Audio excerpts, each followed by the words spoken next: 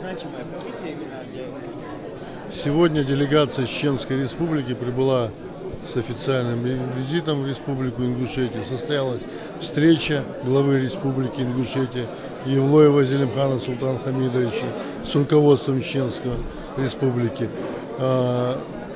Встреча прошла на хорошем уровне. Значит, было подписано соглашение, которое в дальнейшем поступит в парламент республики, и мы уже будем, значит, ратифицировать это соглашение. Я считаю, что сегодняшние события, оно очень позитивно отразится на наших отношениях с Чеченской Республикой, потому что вопросы, которые стояли приграничные, они очень тяжелые, и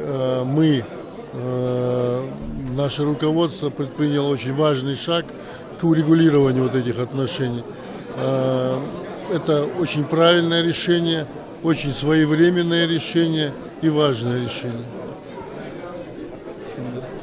Отлично.